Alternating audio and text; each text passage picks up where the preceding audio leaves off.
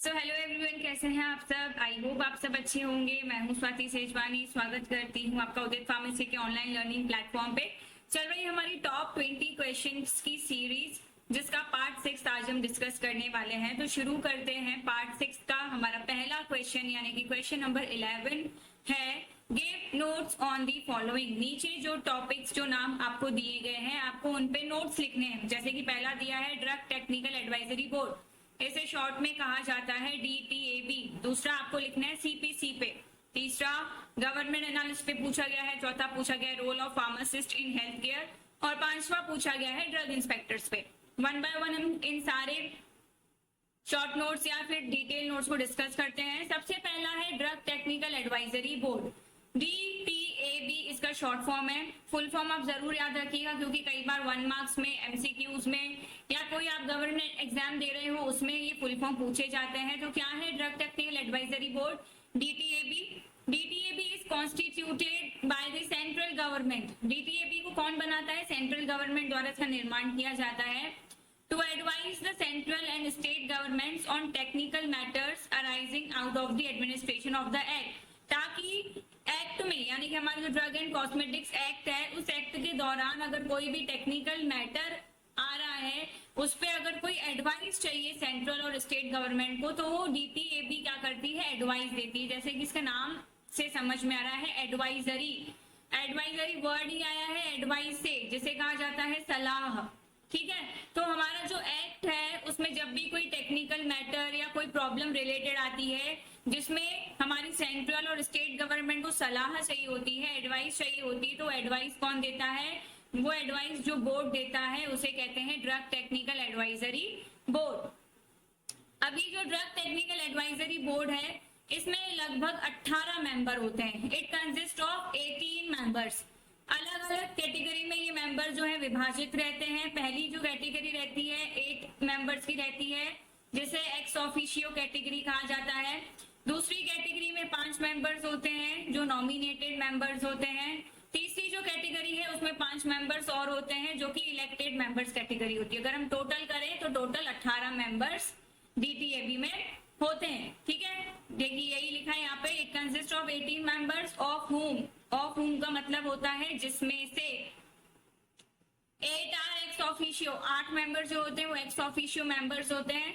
5 जो होते हैं वो नॉमिनेटेड मेंबर्स होते हैं, और 5 जो होते हैं वो इलेक्टेड मेंबर्स होते हैं, है ना। सबसे पहले एक्स ऑफिशियो मेंबर्स को अगर हम देखें, जो 8 मेंबर्स होते हैं, तो उसमें सबसे इंपॉर्टेंट चेयरमैन हेड होते हैं director general of health services, जो कि चेयरमैन होते हैं।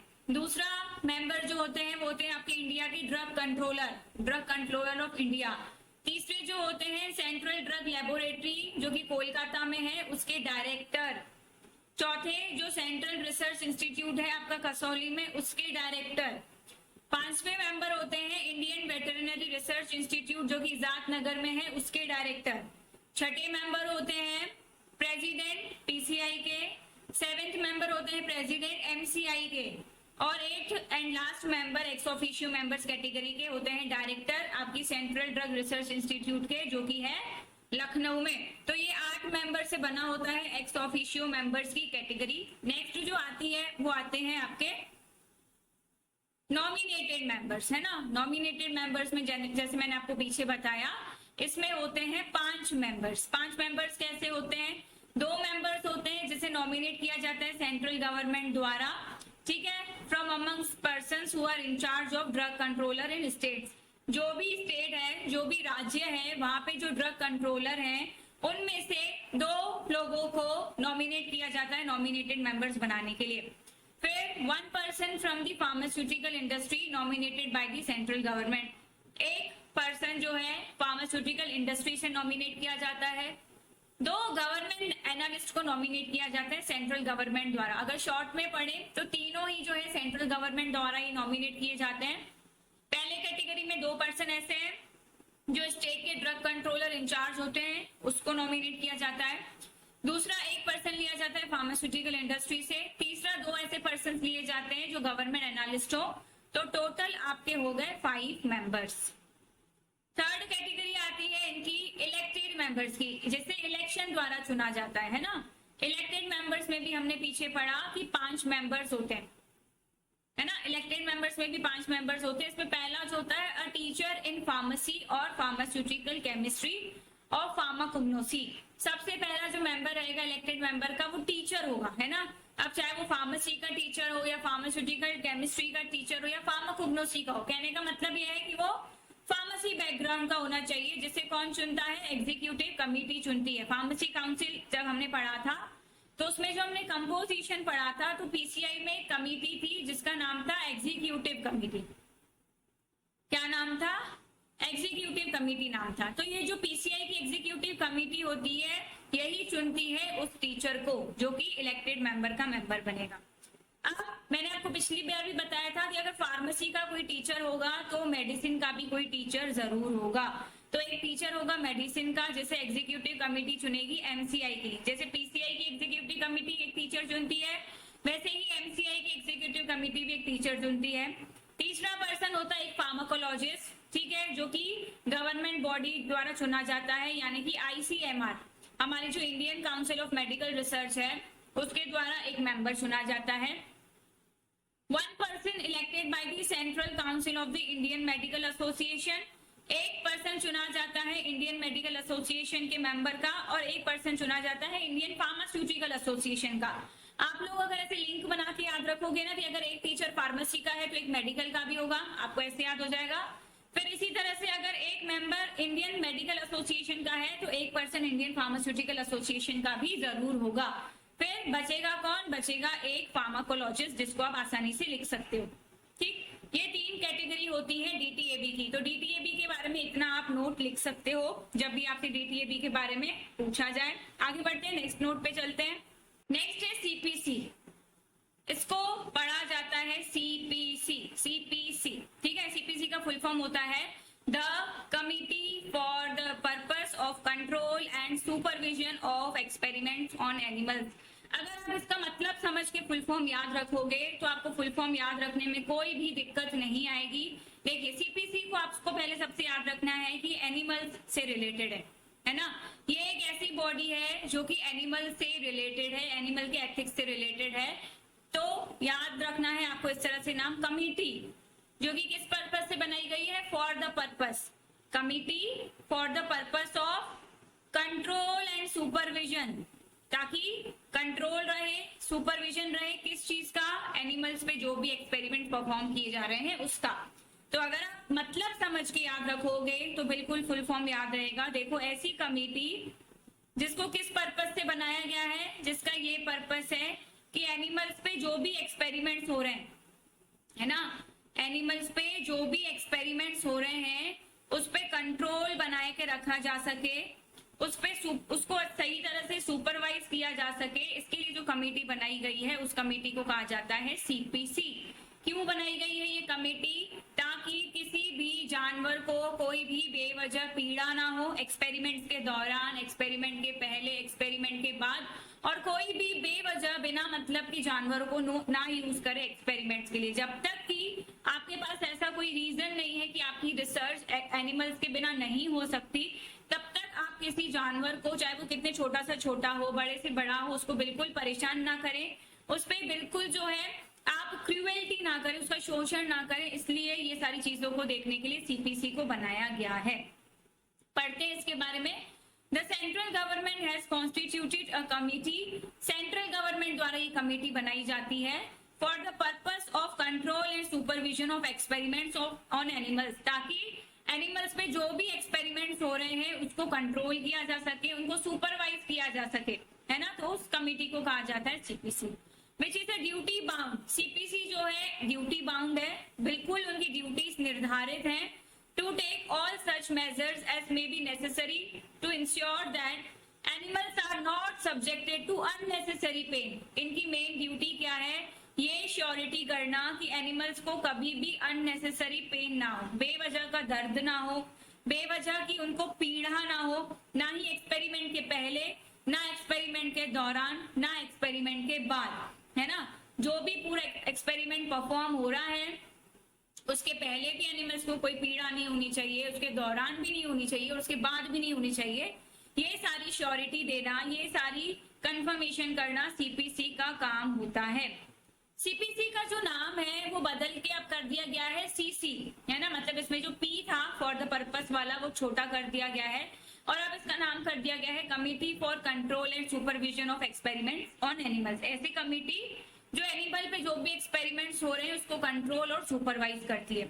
ये जो नाम है 2023 में चेंज कर दिया गया था क्योंकि नाम बहुत बड़ा लग रहा था, तो इसको शॉर्ट करने के लिए, छोटा करने के लिए फॉर द पर्पस वर्ड हटा के, टी हटा के इसको कर दिया गया सीसी, है ना। तो आज जो नाम जाना जाता है वो सीसी नाम जाना जाता है। मेन फंक्शंस क्या है सीपीसी के, वो वैसे तो मैंने आपको शॉर्ट में सब समझा दिया, लेकिन अगर हमें नोट आता है सीपीसी लिखने के लिए तो हम फंक्शंस में क्या क्या लिखेंगे। सबसे पहला फंक्शन होगा रजिस्ट्रेशन ऑफ एस्टैब्लिशमेंट्स। एस्टैब्लिशमेंट्स का यहाँ पे मतलब है जो भी कॉलेजेस हो गए, जो भी इंस्टीट्यूट्स हो गए, जो भी लैब्स हो गई जो एनिमल्स पे एक्सपेरिमेंट परफॉर्म कर रही हैं, उन सबको हम साथ में एस्टैब्लिशमेंट्स कहते हैं ना।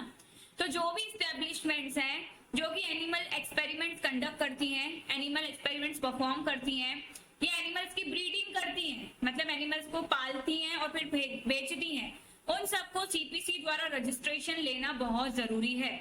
अगर कोई ऐसी एस्टैब्लिशमेंट है जो सीपीसी द्वारा रजिस्टर्ड नहीं है तो उसका सारे एक्सपेरिमेंट, सारे काम गैर कानूनी, इलीगल माने जाएंगे, जो कि बिल्कुल ऑफेंस होगा और उनको पेनल्टी भरनी पड़ेगी। तो सीपीसी का सबसे पहला मेन फंक्शन है कि जो भी एस्टैब्लिशमेंट्स हैं जो एनिमल्स को एक्सपेरिमेंट रन करा रहे हैं, जो एनिमल्स की ब्रीडिंग करा रहे हैं, उनका रजिस्ट्रेशन कराना। दूसरा होता है इंपॉर्टेंट फंक्शन सीपीसी का selection and appointment of nominees in the institutional animal ethics committee. हम लोगों ने आईएईसी पढ़ा था, इंस्टीट्यूशनल एनिमल एथिक्स कमेटी। तो इसमें जो नॉमिनीज होते हैं, हमने इसका कंपोजिशन पढ़ा था, तब हमने पढ़े थे नॉमिनीज होते हैं ना इसमें। तो इसमें जो नॉमिनीज होते हैं उसका जो सिलेक्शन होता है, उसका जो अपॉइंटमेंट होता है वो सीपीसी द्वारा किया जाता है। तीसरा फंक्शन है सीपीसी का कि जहां पे भी एक्सपेरिमेंट्स हो रहे हैं तो वहां पे जो एनिमल के हाउसेस है उनका इंस्पेक्शन करना और इंस्पेक्शन करने के बाद उनको अप्रूवल देना। ठीक है, एनिमल हाउस फैसिलिटीज का इंस्पेक्शन क्यों करना है, ये देखना है कि सारी चीजें हैं सही से कि नहीं, एनिमल के केजेस बराबर है कि नहीं, लाइटनिंग बराबर है कि नहीं, फूड बराबर है कि नहीं, पानी बराबर है कि नहीं। तो ये सब इंस्पेक्शन जब सीपीसी द्वारा किया जाता है तो अप्रूवल दिया जाता है, अप्रूवल के बाद ही एक्सपेरिमेंट परफॉर्म कर सकते हैं।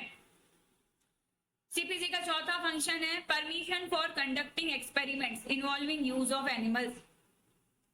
सीपीसी ही परमिशन देती है एनिमल पे जो भी एक्सपेरिमेंट्स हैं उनको परफॉर्म करने के लिए। बिना सीपीसी की परमिशन के कोई भी एक्सपेरिमेंट परफॉर्म नहीं हो सकता। Recommendation for import of animals for use in experiments. अब कई बार ऐसा होता है कि एनिमल्स को हम इंपोर्ट कराते हैं, बाहर से मंगाते हैं, तो अगर हमें कोई एनिमल एक्सपेरिमेंट के लिए बाहर से मंगाना है तो हमें सीपीसी का रिकमेंडेशन लेना पड़ता है, यानी कि सीपीसी की सलाह लेनी पड़ती है। सिक्स्थ फंक्शन है action against establishment in case of violation of any legal norm और स्टिपुलेशन। अगर इतनी गाइडलाइंस के बाद भी अगर कोई गलत काम करता है, कोई लीगल नॉर्म के खिलाफ जाता है, वायलेशन का मतलब होता है उल्लंघन करना, है ना, तो उसके अगेंस्ट एक्शन लेना भी बिल्कुल सीपीसी का राइट है। सीपीसी बिल्कुल उसके अगेंस्ट एक्शन लेती है। इतना आपको सीपीसी के बारे में लिखना है। थर्ड जो नोट पूछा गया है वो पूछा गया है आपसे गवर्नमेंट एनालिस्ट के बारे में। तो गवर्नमेंट एनालिस्ट वो एनालिस्ट होते हैं जो कि ड्रग्स का, कॉस्मेटिक्स का परीक्षण करते हैं सेंट्रल ड्रग लेबोरेटरीज में।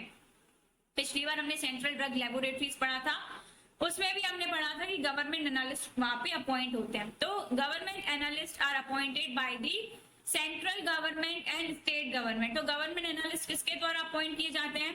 गवर्नमेंट एनालिस्ट अपॉइंट किए जाते हैं सेंट्रल और स्टेट गवर्नमेंट द्वारा for the purpose of test और analysis of drugs and cosmetics, ताकि जो भी ड्रग्स और कॉस्मेटिक्स हैं उनका टेस्ट प्रॉपर हो सके, उनका एनालिसिस प्रॉपर हो सके, उनका परीक्षण प्रॉपर हो सके। इसीलिए गवर्नमेंट एनालिस्ट को अपॉइंट किया जाता है सेंट्रल गवर्नमेंट और स्टेट गवर्नमेंट द्वारा। They are employed in central drugs laboratory. Government analyst को कहाँ जॉब मिलती है? सेंट्रल ड्रग लेबोरेटरीज में जॉब मिलती है। एंड ड्रग टेस्टिंग लेबोरेटरीज कहाँ पे? स्टेट और यूनियन टेरिटरीज में। स्टेट और यूनियन टेरिटरीज में जो ड्रग टेस्टिंग लेबोरेटरीज है वहां पे भी उनको एम्प्लॉयमेंट जॉब मिलती है। क्या क्वालिफिकेशन होनी चाहिए गवर्नमेंट एनालिस्ट बनने के लिए? अगर किसी को गवर्नमेंट एनालिस्ट के लिए अप्लाई करना है तो क्या क्वालिफिकेशन होनी चाहिए? A person appointed as a government analyst, अगर कोई person as a government analyst appoint होता है, it should be a graduate in medicine. या तो वो मेडिसिन में ग्रेजुएशन प्राप्त होना चाहिए, साइंस में मेडिसिन प्राप्त होना चाहिए, फार्मेसी में क्वालिफिकेशन होना चाहिए उसका ग्रेजुएशन, या फिर किसी फार्मास्यूटिकल केमिस्ट्री में किसी भी इंडियन यूनिवर्सिटी से, या फिर उसके इक्वल क्वालिफिकेशन वाली यूनिवर्सिटी से जिसमें सेंट्रल गवर्नमेंट की मान्यता प्राप्त हो, वहां से वो पर्सन अगर ग्रेजुएटेड है तो वो गवर्नमेंट एनालिसिस के लिए बिल्कुल अप्लाई कर सकता है। दूसरी कंडीशन क्या चाहिए? Have at least 5 years of post graduate experience, कम से कम 5 साल का पोस्ट ग्रेजुएशन का एक्सपीरियंस होना चाहिए ड्रग टेस्टिंग का लेबोरेटरी में किसी भी गवर्नमेंट एनालिस्ट के अंडर। या फिर अगर सेकंड पॉइंट नहीं हो सकता तो आप क्या कर सकते हो, 2 साल की ट्रेनिंग कंप्लीट कर सकते हो ड्रग टेस्टिंग फील्ड में। ठीक है, ये जो है क्वालिफिकेशंस बहुत जरूरी होती हैं अगर किसी को गवर्नमेंट एनालिस्ट के लिए अपॉइंट करना है तो। अपॉइंटमेंट कैसे होता है, पोस्टिंग कैसे होती है? Government analyst are appointed by the central और स्टेट गवर्नमेंट। गवर्नमेंट एनालिस्ट का अपॉइंटमेंट कौन करता है? फाइनल सेंट्रल गवर्नमेंट करती है या फिर स्टेट गवर्नमेंट करती है। कहाँ कहाँ हो सकता है इनका अपॉइंटमेंट? सेंट्रल ड्रग लेबोरेटरी में हो सकता है जो कि कोलकाता में है, सेंट्रल रिसर्च इंस्टीट्यूट में हो सकता है जो कि कसौली में है, सेंट्रल ड्रग टेस्टिंग लेबोरेटरी में हो सकता है जो कि अलग अलग स्टेट में मौजूद है, स्टेट ड्रग टेस्टिंग लेबोरेटरीज में हो सकता है। यानी कि जितनी भी लेबोरेटरीज है जहाँ पे ड्रग्स का, कॉस्मेटिक्स का परीक्षण होता है, एनालिसिस होता है, वहां पे बिल्कुल अपॉइंटमेंट हो सकता है गवर्नमेंट एनालिस्ट का। चौथा नोट हमसे पूछा गया है, role of pharmacist in health care. हम यानी कि हम जो फार्मासिस्ट हैं, हमारा हेल्थ केयर में क्या रोल है? हेल्थ केयर किसकी होगी? पेशेंट की होगी। ठीक है, और बाकी सारी चीजें जो रिलेटेड है उससे भी रिलेटेड होंगी। तो सबसे पहला रोल जो आता है फार्मासिस्ट का, वो आता है ड्रग्स की डिस्पेंसिंग या फिर ड्रग का supply. The various activities of dispensing like removal of drugs from the packing. बहुत सारी एक्टिविटीज होती हैं दवाई डिस्पेंसिंग करने के दौरान, जैसे कि ड्रग को पैकिंग से निकालना पड़ता है, जो भी प्रिस्क्रिप्शन यानी कि पर्चा आता है उसको पूरा मरीज को फिल करके देना पड़ता है। ये सारी चीजें जो है रजिस्टर्ड फार्मासिस्ट की निगरानी में ही होनी चाहिए। ये एक फार्मासिस्ट का रोल है कि बिना रजिस्टर्ड फार्मासिस्ट की निगरानी में कोई भी दवाइयों का डिस्पेंसिंग नहीं किया जाएगा। दूसरी जिम्मेदारी है फार्मासिस्ट की, पेशेंट की कॉन्फिडेंशियलिटी को हमेशा मेंटेन करके रखना है। कभी भी पेशेंट की कॉन्फिडेंशियलिटी को ओपन नहीं करना है जब तक कोई कानूनी तरीके से आपसे पूछा ना जाए। हमेशा पेशेंट की प्राइवेसी, कॉन्फिडेंशियलिटी को मेंटेन करके रखना है। एप्रोप्रिएट, एप्रोप्रिएट अगर आपको वर्ड नहीं याद रहता तो आप सफिशिएंट यूज कर सकते हैं, जिसका मतलब होता है पर्याप्त, है ना। Sufficient information shall be provided to the patient and where possible understanding of this information should be checked। जितना sufficient हो सके आपको information देनी है पेशेंट को, ठीक है। और जहां पे हो सके आपको ये भी चेक करना है कि पेशेंट को आपकी दी गई जानकारी कितनी समझ में आई। क्रॉस चेक करना है आपको कि आपने जो बोला पेशेंट ने वही समझा, ठीक है। इसको आपको एक बार चेक करना फार्मासिस्ट की जिम्मेदारी होती है। नेक्स्ट जिम्मेदारी या रोल होता है असेसमेंट ऑफ प्रिस्क्रिप्शन, मतलब पूरा प्रिस्क्रिप्शन चेक करना, ये देखना कि प्रिस्क्रिप्शन वैलिड है कि नहीं। पेशेंट कोई पुराना प्रिस्क्रिप्शन तो नहीं उठा लाया जिसकी डेट वैलिड ना हो, डॉक्टर का नाम सही नहीं हो। प्रिस्क्रिप्शन में फिर आपको चेक करना है कि डोज सही है कि नहीं, रूट ऑफ एडमिनिस्ट्रेशन सही है कि नहीं, पेशेंट की आपको जैसी कंडीशन दिख रही है उस हिसाब से प्रिस्क्रिप्शन है कि नहीं, किसी और का प्रिस्क्रिप्शन कोई और तो नहीं ले आया है, जो भी ट्रीटमेंट का ड्यूरेशन है वो बिल्कुल सही लिखा है कि नहीं, प्रिस्क्रिप्शन जो है बिल्कुल सही है कि नहीं पेशेंट के हिसाब से, यानी कि उसकी एज के हिसाब से, वेट के हिसाब से, जो पिछली दवाइयां वो लेता था उसके हिसाब से। ये सारी चीज का असेसमेंट करना, ये सारी चीज का एनालिसिस करना भी ये फार्मासिस्ट का ही रोल है। ये हेल्थ केयर में ही आता है फार्मासिस्ट की। फिर उसको देखना है कि prescription is compatible with other medications, यानी कि जितनी भी दवाइयां लिखी है वो आपस में मैच हो रही है कि नहीं, कोई ऐसी दवाई तो नहीं है जिसमें ड्रग इंटरेक्शन हो रहा हो या फार्मास्यूटिकल इनकम्पैटिबिलिटी दिख रही हो। ये चेक करना भी फार्मासिस्ट का रोल है। Prescription is consistent with formulary and guidelines, prescription बिल्कुल गाइडलाइन के हिसाब से होना चाहिए।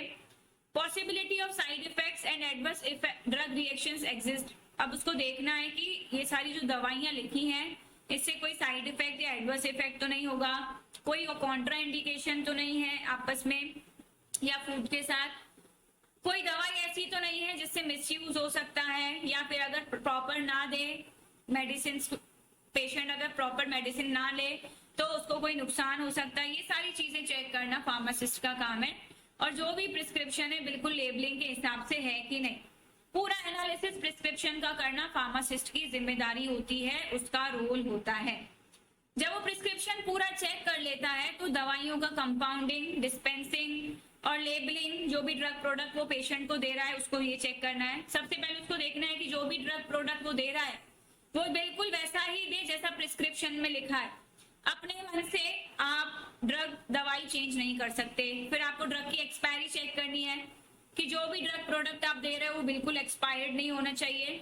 जो भी ड्रग आप दे रहे हो प्रॉपरली कंपाउंड होना चाहिए, प्रॉपरली पैक्ड होना चाहिए, प्रॉपर उसकी लेबलिंग होनी चाहिए, प्रॉपर डॉक्यूमेंटेशन बनाना है आपको जो भी दवाइयां आप सेल कर रहे हो। नेक्स्ट इंपॉर्टेंट रोल होता है delivery of the drug product to the patient is done in such a way to ensure that जो भी ड्रग प्रोडक्ट आप पेशेंट को दो वो इस तरह से दो the registered pharmacist hand over the drug to the patient. उसे ऐसा लगना चाहिए हाँ बिल्कुल डॉक्टर ने ही मुझे दवाई दी है, डॉक्टर ने जैसी दवाई दी है मुझे वैसा ही बिल्कुल मिला है। और जो भी ड्रग से रिलेटेड सफिशिएंट इंफॉर्मेशन हो आपको पेशेंट को देनी चाहिए। तो ये सारे जो रोल्स हैं, ये सारे जो फंक्शंस हैं फार्मासिस्ट के होते हैं हेल्थ केयर में। नेक्स्ट नोट पे चलते हैं हम लोग। ड्रग इंस्पेक्टर बहुत बहुत इंपॉर्टेंट, लगभग हर ईयर पूछा जाता है मोस्टली, है ना। मैंने जितने भी प्रीवियस ईयर के क्वेश्चन पेपर देखे ड्रग इंस्पेक्टर बहुत ज्यादा पूछा गया है। कोशिश करें इस टॉपिक को ना छोड़ के जाएं। Drug inspector, a drug inspector is a government appointed official. Drug inspector जो है गवर्नमेंट अपॉइंटेड ऑफिशियल होता है, responsible for ensuring that drugs and cosmetics manufactured, distributed and sold in India comply with the standards. Drug inspector जो है एक सरकारी appointed official member होता है जो कि जिसकी रिस्पॉन्सिबिलिटी क्या होती है कि जो भी ड्रग्स, जो भी कॉस्मेटिक्स हमारे इंडिया में मैन्युफैक्चर हो रहे हैं, डिस्ट्रीब्यूट हो रहे हैं, सेल हो रहे हैं, वो बिल्कुल स्टैंडर्ड से मैच करने चाहिए, है ना। कोई भी ड्रग, कोई भी कॉस्मेटिक ऐसा नहीं होना चाहिए जिसकी क्वालिटी ठीक ना हो, जो कि सब स्टैंडर्ड हो, मिलावटी हो। ये सब चेक करना किसका काम है, ये सब चेक करना किसकी रिस्पॉन्सिबिलिटी है, ड्रग इंस्पेक्टर की। क्या एलिजिबिलिटी क्राइटेरिया होता है, मतलब अगर किसी को ड्रग इंस्पेक्टर बनना है तो क्या क्या क्वालिफिकेशन होनी चाहिए। To become a drug inspector in India candidate must meet the following requirements.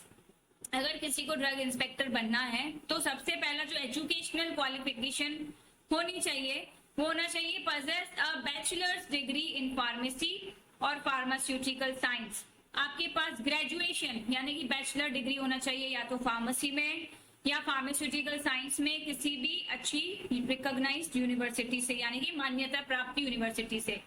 Degree in medicine with specialization in clinical pharmacology और माइक्रोबायोलॉजी आर आल्सो एक्सेप्टेबल। अगर आपके पास मेडिसिन में डिग्री है और आपने स्पेशलाइजेशन किया है क्लिनिकल फार्माकोलॉजी में या फिर माइक्रोबायोलॉजी में, तब भी आप ड्रग इंस्पेक्टर के लिए अप्लाई कर सकते हैं। एज लिमिट क्या रहती है, तो टिपिकली कैंडिडेट्स जो है 21 से 30 साल के बीच में जिनकी एज है वो ड्रग इंस्पेक्टर के लिए बिल्कुल अप्लाई कर सकते हैं।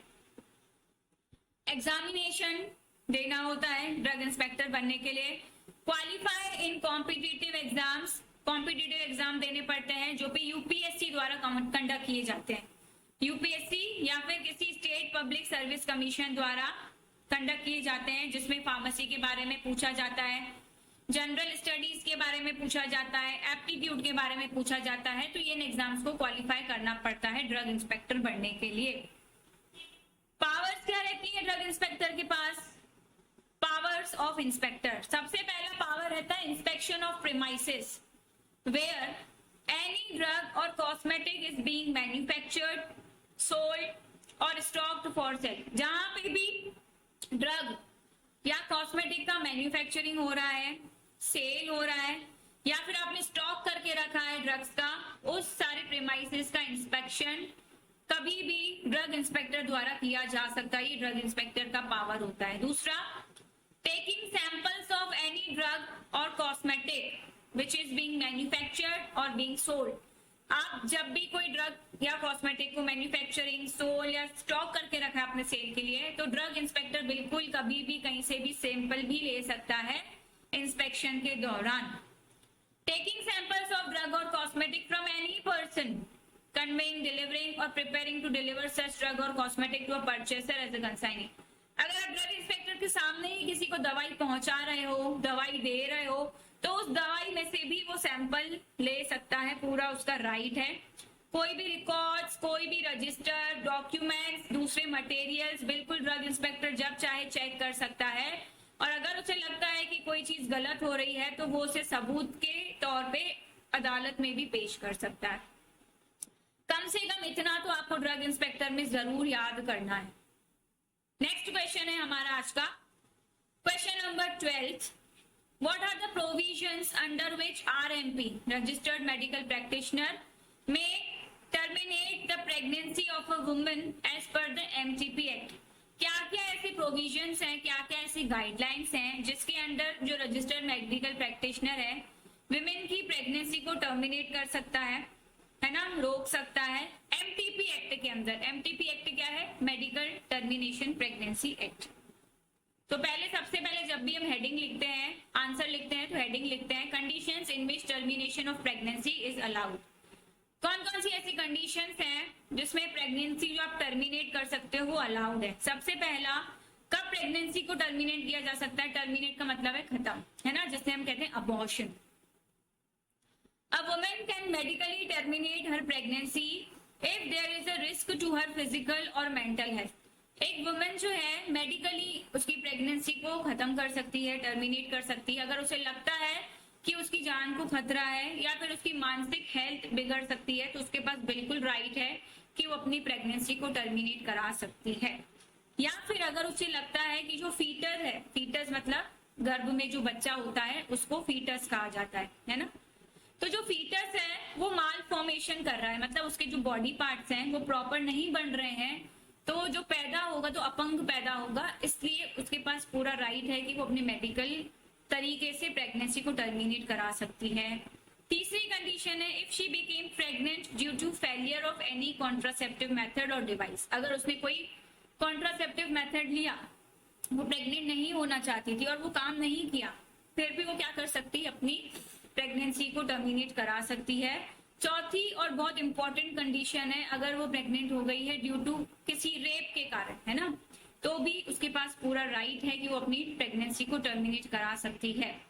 लेकिन कुछ सलाह चाहिए होती हैं, कुछ ओपिनियंस चाहिए होती हैं प्रेगनेंसी की टर्मिनेशन के लिए। बिना ओपिनियंस के टर्मिनेशन नहीं कराया जा सकता। पहली कंडीशन है pregnancy termination up to 20 weeks of gestation the opinion of one registered medical practitioner is required. अगर 20 हफ्ते तक का गर्भपात है ना, 20 हफ्ते तक का गर्भपात है और आपको अबॉर्ट कराना है, तो आपको कम से कम एक रजिस्टर्ड मेडिकल प्रैक्टिशनर यानी कि एक डॉक्टर की सलाह लेनी पड़ेगी, है ना।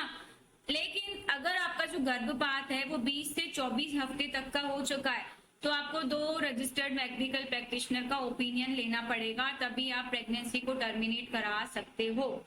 जैसे जैसे समय बढ़ता जाएगा आपको सलाहकार बढ़ते जाएंगे, आप बिना उनकी सलाह के नहीं कर सकते। State level medical board's opinion is required for the termination of a pregnancy after 24 weeks of gestation if there are significant fetal abnormalities। 24 हफ्ते के बाद अगर आपको लगता है कि आपको मेडिकल तरीके से प्रेगनेंसी को खत्म करना है, क्योंकि आपका जो फीटस है वो अबनॉर्मल है, उसकी मेंटल हेल्थ ठीक नहीं है, उसके बॉडी पार्ट्स ठीक नहीं बन रहे, तब आपको स्टेट लेवल के मेडिकल बोर्ड्स की सलाह लेनी पड़ती है और जब वो अप्रूवल देते हैं तभी आप मेडिकली प्रेगनेंसी को टर्मिनेट करा सकते हो। तो ये कंडीशंस हैं मेडिकल टर्मिनेशन प्रेगनेंसी के। आज के लिए इतना ही, मिलते हैं हम लोग नेक्स्ट क्लास में। आज की क्लास आपको कैसे लगी कमेंट बॉक्स में जरूर बताइएगा। जिसने मेरा YouTube चैनल सब्सक्राइब नहीं किया है जरूर कीजिएगा। सेम नाम से फार्मेसी विद स्वाति से आपको इंस्टा आईडी भी मिलेगी, इंस्टा पे भी जरूर फॉलो कीजिएगा। आपको बहुत सारे एजुकेशनल वीडियोस मिलेंगे, और बेहतरीन वीडियोस के लिए आई एम स्वाति सेजवानी पे फॉलो कर सकते हैं, स्वाति सेजवानी नाम से, उस पे भी फॉलो कर सकते हैं। थैंक यू सो मच, मिलते हैं नेक्स्ट क्लास में। Have a good day everyone.